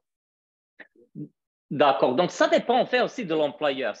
Donc, si l'employeur est prêt pour engager, comment dire, à l'international, donc il va le faire. Et il y a d'autres employeurs qui vont pas, comment dire, se lancer Voilà. dans Donc, ces les démarches. employeurs ont l'option de Good. choisir d'aller chercher les candidats à l'international ou pas. D'accord, merci beaucoup. Il y a une question pour Leslie de la part de Conna Michel. Comment faire pour être recruté dans votre garderie depuis la Côte d'Ivoire? La première étape serait d'avoir une formation en petite enfance avec les 0 à 5 ans. S'il n'y a pas ça, pour nous, c'est mort. Ensuite, comme je disais dans le chat, par rapport aussi à la question qui a été posée plus tôt, au nombre de candidats qu'on reçoit, ayant participé à Destination Canada, on a reçu pour un poste plus de 2000 CV. Donc, moi, ce que je fais, c'est que je regarde les pièces jointes, puis s'il n'y a pas de West dans les pièces jointes, souvent, je ne vais même pas ouvrir. Je vais prioriser les gens qui ont déjà le West parce qu'on sauve du temps et on sauve des étapes. Et ça me montre aussi que le candidat est plus préparé que les 450 autres que je n'ai pas vu, où j'ai juste vu un CV. Donc, mais pour les garderies, en tout cas au Yukon, puis ça, c'est pas juste la nôtre, c'est dans toutes les garderies. Ça prend vraiment la formation en petite enfance. On ne fera pas venir des gens qui n'ont pas de formation, qu'on va devoir former, ça coûte de l'argent. Et ces gens-là, en plus, vont avoir un salaire vraiment de base, vont être au salaire minimum. Puis dans le Nord, le salaire minimum, il faut être réaliste, là, c'est pas faisable. Nos loyers sont tellement élevés que si je fais venir des gens comme ça, je sais que je vais les mettre en situation de précarité en arrivant. Puis c'est pas bon pour eux, puis c'est pas bon pour nous non plus. Donc, absolument. Voilà. Merci beaucoup, Leslie. Donc, il faut vraiment il faut vraiment fitter à l'offre d'emploi. Donc, il faut avoir, je suppose, parce que la compétition est tellement grande qu'il faut avoir vraiment une très bonne expérience professionnelle spécifique, puis l'éducation, je suppose, puis faire le WIS pour avoir une chance de décrocher l'emploi, parce que la compétition, comme vous pouvez voir, est vraiment féroce, si je peux m'exprimer comme ça. Donc, merci beaucoup, Leslie, pour la question. Il y a une question pour Adèle de la part d'Edouard. J'ai eu m'inscrire avec un CV qui n'était pas très bien structuré et lorsque je suis revenu pour pouvoir mettre à jour mon CV, la plateforme a refusé de faire une autre inscription. S'il vous plaît, comment je peux faire pour me réinscrire et envoyer un bon CV?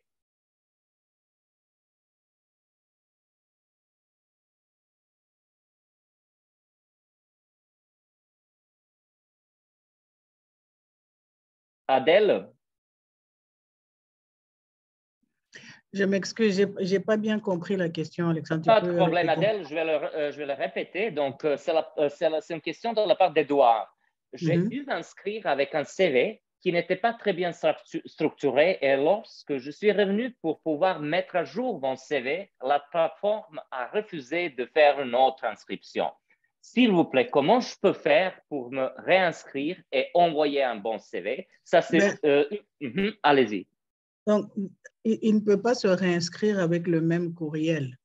Ce qu'il peut faire, c'est contacter la coordinatrice de la province ou du territoire dans lequel ou dans laquelle il s'est inscrit. En allant sur la plateforme, en allant sur le site promotionnel, là où on fait les inscriptions, il peut mettre dans l'onglet Contact, il peut mettre, indiquer sa problématique et puis la coordinatrice va le contacter pour mettre à jour le profil, son profil et son CV. D'accord. Et est-ce que tu peux expliquer, Adèle, la différence entre site promo et, je suppose, la plateforme? Certains candidats ont reçu un code d'accès, mais n'étaient pas en mesure de mettre leur CV sur le site d'emploi, sur la plateforme, je suppose. Le site promotionnel, c'est vraiment le site général sur lequel vous allez accéder au formulaire d'inscription. Donc, il y a 2 formulaires d'inscription sur le site promotionnel. Il y a un formulaire pour les candidats ou les chercheurs d'emploi qui sont au Canada. Et puis, il y a un formulaire pour les chercheurs d'emploi qui sont à l'extérieur du Canada. Donc, vous allez choisir ce formulaire-là et le remplir. Et une fois que nous, on reçoit votre inscription, les coordinatrices vont procéder à la présélection. pour voir si vous correspondez déjà aux critères d'avoir une formation et d'avoir de l'expérience en petite enfance et en enseignement. Et à ce moment-là, votre profil va être créé sur la plateforme. Donc, vous allez recevoir un code d'accès qui vous donne la possibilité d'aller maintenant sur la plateforme de maillage où il y a les offres d'emploi des employeurs. Vous allez créer votre profil, vous allez pouvoir y ajouter votre CV. Merci Adèle. Puis maintenant, on peut poser la question directement aux intervenants. Amani, vous voulez poser une question? J'ai vu que vous avez essayé avant de le faire. Donc, si vous voulez, vous pouvez le faire maintenant.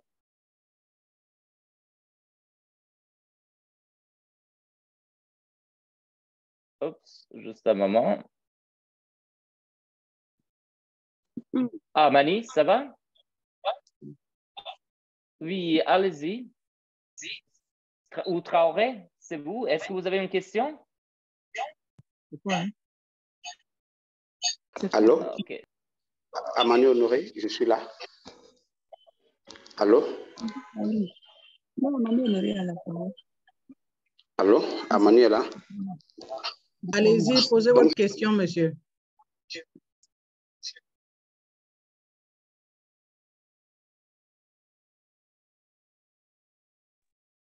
Je pense qu'il y a un problème.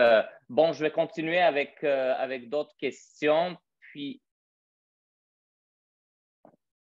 hop, je pense que donc, je disais. OK, allez-y. Je disais que j'ai un WES.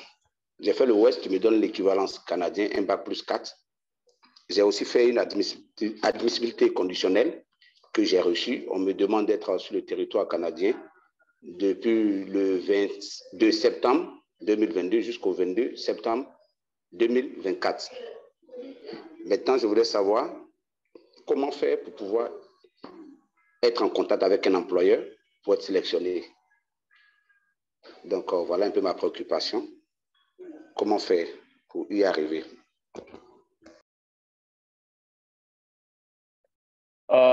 Jean-Marie, je pense que c'est une question plus pour toi. C'est que je ne sais pas qu'est-ce que le bac plus 4 va donner. Si ce n'est pas indiqué pour nous, bac en éducation, ça ne va pas donner grand-chose pour pouvoir travailler comme enseignant. Comme aide enseignant, oui, mais mis à part ça, ça va être du travail général. C'est dans quel domaine, Honoré? Bon, je suis professeur d'éducation physique et sportive en Côte d'Ivoire. OK. Et il n'y a pas eu, sur le Ouest, il n'y a eu aucune indication par rapport à éducation? Non, sur le Ouest, il n'y a pas eu d'autres indications. Puisque c'est avec mes papiers de l'INJS, de professeur d'éducation physique, que j'ai fait partie. Et oui, ils ont fait l'équivalence et on m'a envoyé le résultat. Oui.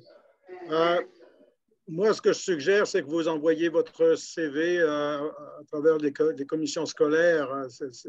Oui. À travers le Canada. Mais je vous suggère les grosses commissions scolaires. Où est-ce qu'ils ont besoin d'une quantité énorme d'enseignants? Oui. Dans le domaine de l'éducation physique, je vais juste vous donner un exemple avec notre commission scolaire. En général, c'est un prof d'éducation physique par école. Donc, il n'y a pas beaucoup.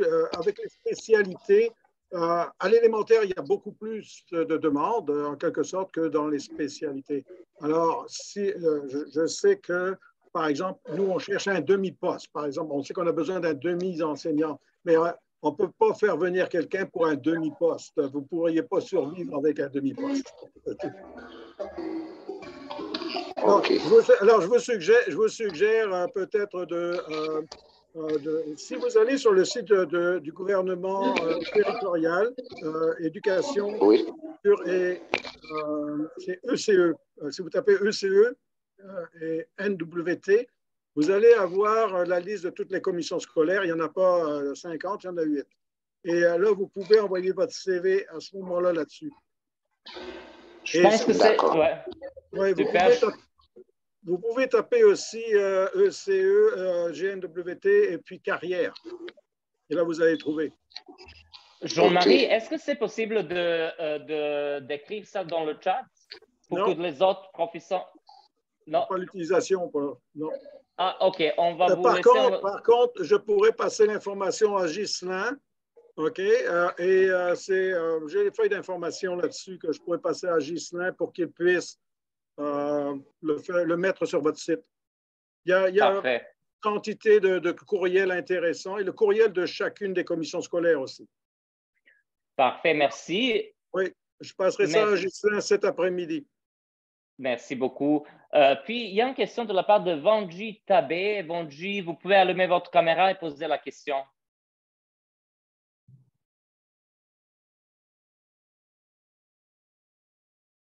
Vous avez levé la main, je vois, mais bon. Ah oui, allez-y.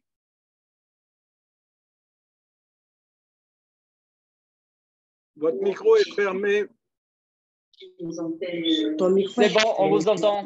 Allez-y. OK, d'accord. Merci de m'avoir passé la parole. Oui, oui. Et ma question, ça va beaucoup plus à l'endroit de Adèle. Je pense que c'est elle qui va avoir la solution à mon problème. Donc, en fait, j'ai rempli mon profil dans le site et j'ai reçu le message de la part de la coordonnatrice de la province du Nouveau-Brunswick. Dans ce message, elle me disait que me donnant accès au site de maillage et que je devais recevoir un code d'accès dans 24 heures.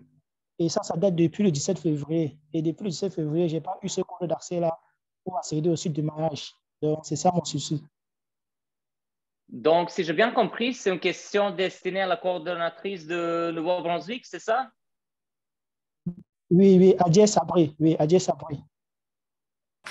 Oui, effectivement. En fait, ça doit être un problème technique qu'on va avoir avec le service technique. Mais on reviendra vers vous. Parfait. Parfait. Si vous pouvez, Vanji, est-ce que vous pouvez laisser votre courriel juste ici dans le chat, puis on va vous répondre. On va répondre à vos questions. Puis il y a une autre question aussi. Ça, je suppose que c'est pour Adèle. S'il vous plaît, comment faire pour contacter la coordonnatrice d'une province? Est-ce qu'il y a des courriels des coordonnatrices de chaque province quelque part? En fait, si vous allez sur le site carrière-pe.com, il y a un onglet Contact ou Nous joindre. Si vous cliquez là, ça vous demande pour quelle province vous voulez poser la question ou quel territoire. Et quand vous entrez votre message, vous envoyez, la question va arriver directement dans le courriel de la coordinatrice de cette province-là ou de ce territoire et qui aura accès à votre courriel et qui pourra vous répondre directement. Parfait, merci beaucoup, Adèle. Donc, allez sur le site, puis vous allez voir les courriels de toutes les coordonnatrices. Puis, encore 3 questions, puis on va terminer parce qu'il est déjà 2h41. Donc, Traoré, à vous, s'il vous plaît, pour poser votre question. Juste un moment, je vais vous unmuter. Merci. Merci de m'avoir donné la parole. Effectivement, je suis Traoré, je suis en Côte d'Ivoire. Oups. On ne vous attend pas, juste un moment. Je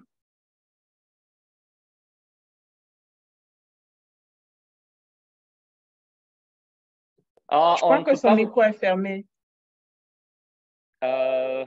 Oui, je ne sais pas pourquoi, parce que j'ai...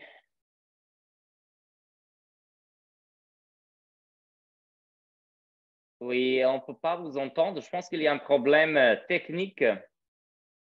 Ici, j'essaie de vous... Oui, non, ça ne marche pas malheureusement. Est-ce que vous pouvez poser votre question dans le chat? Puis on va répondre à votre question. Puis Gouré, est-ce que vous pouvez poser votre question? Oui, je suis là. Oui, allez-y. Oui, je suis. Allô? Vous m'entendez? Oui, on vous attend. Allez-y. Oui, bonsoir, monsieur. Ma question est à l'endroit de Leslie et de Jean-Marie. Je voulais savoir comment faire parvenir les diplômes après évaluation par Ouest. Parce que j'ai fait mes évaluations par Ouest et je voudrais donc savoir comment est-ce que je pourrais faire parvenir ces diplômes-là après l'évaluation. Merci beaucoup. Oui, vous joignez ça, vous donnez l'information dans votre CV. Vous indiquez que lorsque vous avez pour éducation, vous indiquez ce que c'est que vous avez, et ensuite une ligne avec Ouest, équivalence de diplôme Ouest, et vous indiquez qu'est-ce que c'est. Et vous faites parvenir ça. Nous, on peut demander la preuve après ça, ou de toute façon, ce sera le registraire ou ce sera le ministère qui demandera les preuves de ça. Okay? Mais là, vous l'ajoutez à votre CV que ça a été fait. Mais c'est important d'indiquer qu'est-ce qu'ils vous ont mis. Si vous ont mis un bac plus 4, comme tout à l'heure j'ai eu, ça ne nous dit rien du tout. Alors pour nous, ça ne compte pas. Pour éducation, pour obtenir, moi, je suis titulaire d'un doctorat. Pardon? Je suis titulaire d'un doctorat en chimie physique de l'environnement. Vous pouvez pas, ce n'est pas ça qui compte pour obtenir un permis d'enseignement de l'élémentaire au secondaire. Oui. Ça vous prend un bac, un équivalent minimum de bac en éducation où il y a eu des stages d'enseignement qui ont été faits. Donc, c'est toute une question de didactique. Et quelqu'un qui a une maîtrise en éducation, qui a fait des bacs de toutes sortes, mais qui a une maîtrise en éducation, ne pourra pas obtenir son permis s'il n'a pas fait ses stages d'enseignement. Ou alors, ça nous prend des lettres d'autorisation qui viennent du ministre. Est-ce que ça répond à ta question? D'accord, merci. Oui, ça va. Merci beaucoup. Oui. On parle d'enseignement. Nous autres, parce que, juste pour continuer, ici, moi je parle pour les territoires du Nord-Ouest, entre autres, OK? On n'a pas d'université pour enseigner en français la physique, la chimie. C'est peut-être davantage pour les collèges et les collèges universitaires et universités. Où est-ce qu'il n'y a pas ces restrictions-là? Je voudrais juste rajouter quelque chose à ce que dit Jean-Marie. Je ne l'ai pas précisé tantôt, parce que je parlais plus de la petite enfance, mais enseigner au Yukon en ayant une formation à l'étranger, c'est impossible pour nous. La commission scolaire du Yukon, surtout du côté francophone ou anglophone, n'engagera pas d'enseignants si la personne n'a pas eu un permis d'enseigner émis par une autre province et travaillé pendant 1 an à temps plein dans cette autre province avant de venir au Canada. Donc, ça, c'est une chose importante à faire. Ça ne sert à rien d'envoyer vos CV d'enseignants au Yukon. Ils ne seront même pas regardés si vous n'avez pas un permis d'enseigner émis par une autre province et 1 an d'expérience dans cette province. Merci beaucoup pour cette réponse, Leslie et Jean-Marie. Donc, les candidats, encore une fois, donc, regardez, consultez nos guides en petite enfance et en éducation. Là se trouvent toutes les exigences et les adresses, et les courriels, les contacts où vous pouvez faire votre évaluation, quelles sont les exigences par province et par territoire. Vraiment, ce sont des informations très pertinentes qui vont vous sauver du temps. Et puis, la dernière question. Oui. Allez-y. Oui, si je peux suggérer quelque chose aux candidats, c'est pour les enseignants, allez sur les sites des ministères de l'Éducation, 13 territoires, 13 juridictions avec les provinces, et allez voir qu'est-ce qu'on requiert pour pouvoir enseigner dans cette province-là. Parce que d'une province et d'un territoire à un autre, ça peut être différent. C'est comme 13 pays dans un pays. Exactement. Et tout ça se trouve aussi exactement dans ces guides dont j'ai parlé. C'est donc des exigences par chaque province et territoire, et visiter aussi le site que Jean-Marie vient de mentionner. Puis, la dernière question, Gwed, s'il vous plaît, on doit terminer parce qu'on a déjà dépassé le temps. Gwed, s'il vous plaît, vous pouvez poser la question. Allô? Oui, allez-y. Oui, merci, monsieur. Merci. Moi, c'est Edouard. J'appelle depuis le Cameroun. Allô? Oui, on vous entend. C'était qui? On a passé la parole. Ah, il y a quelqu'un d'autre qui sait. C'est Edouard. Gwed, oui, essayez encore une fois.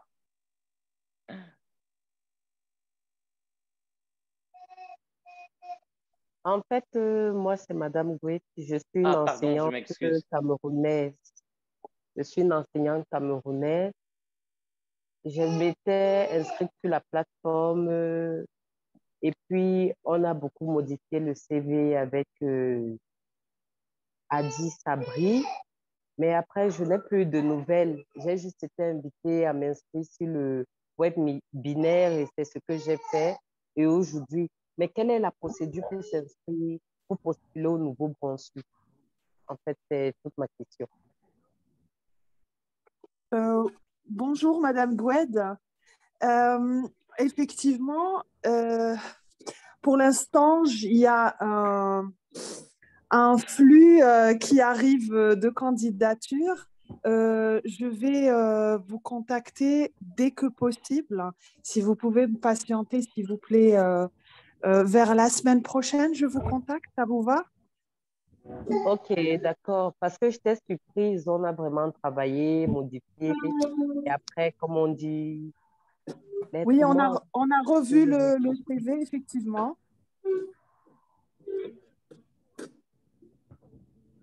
Oui, je vous suis. Oui? Oui, je vous suis. D'accord, donc je vous contacte la semaine prochaine. Ça vous va? D'accord. Oui, ça me va. Merci. D'accord. Parfait. Mais merci beaucoup. On n'était pas en mesure de répondre à toutes les questions, mais n'hésitez pas à poser des questions sur la plateforme. Vous pouvez contacter directement nos coordonnatrices, puis elles vont répondre à vos questions. Puis, Carole, toi, tu as levé la main. Est-ce que tu... Oui, vas-y. Oui, il y a eu pas mal de questions. J'aimerais juste revenir sur l'aspect un petit peu technique de la plateforme, donc carrière-PEE. Là, par rapport à la question que vous venez d'aborder avec Adjer, en fait, il y a beaucoup de clients qui disent « j'ai mis mon CV et je dois attendre combien de temps ?» En fait, la plateforme, il ne suffit pas de mettre votre CV en ligne sur la plateforme. Il faut que vous alliez regarder les offres d'emploi et que vous postuliez. Donc, c'est à vous de faire le travail, de regarder les offres qui sont affichées sur la plateforme et de postuler. Ça ne suffit pas de mettre votre CV dans la plateforme. Où sont les offres d'emploi? Ça a été souvent demandé de la part, surtout ça a été demandé en particulier à Leslie et Jean-Marie. Les offres d'emploi de Leslie et Jean-Marie sont sur la plateforme. Donc, le seul outil à retenir, c'est que la plateforme, tous les employeurs dans le milieu de la petite enfance et dans l'enseignement vont mettre leurs offres d'emploi sur la plateforme. Donc, vous pouvez les trouver ici pour toutes les provinces. Et pour la question de ceux qui ont mis leur CV, en fait, il y a une confusion. La plupart d'entre vous, vous avez envoyé vous avez fait votre inscription en envoyant votre CV. Après ça, vous devez avoir reçu un code d'accès qui vous donne accès à toutes ces offres d'emploi. Si vous n'avez pas accès aux offres d'emploi, ça veut dire que vous n'êtes pas sur le bon site. Vous n'êtes pas encore affiché dans le site. Donc, si vous ne voyez pas les offres d'emploi, que vous n'avez pas un code d'accès pour rentrer sur le site, c'est que vous n'êtes pas au bon endroit, qu'il faut contacter la coordinatrice. Parce que si vous êtes dans votre profil client, c'est possible d'aller modifier votre CV. Il y a une question comme ça, vous pouvez aller dans votre tableau de bord et changer votre CV, etc. Donc, si aujourd'hui, vous ne voyez pas les offres d'emploi, ça veut dire que vous êtes pas encore affiché sur le site et qu'il faut revenir vers les coordinatrices. Je pense que c'était important de souligner ça parce qu'il y a beaucoup de personnes qui se sont préinscrites mais qui ne sont pas encore sur le site aujourd'hui. Voilà, merci beaucoup. Merci, Carole, pour ces précisions. Puis, merci à tout le monde. Merci aux intervenants d'être ici avec nous. Merci aux participants. On espère que ce webinaire cette séance d'information était utile pour vous. N'hésitez pas à poser donc vos questions sur le site. Vous aurez des réponses à toutes vos questions. Merci beaucoup. Puis, on vous souhaite une excellente journée. Merci.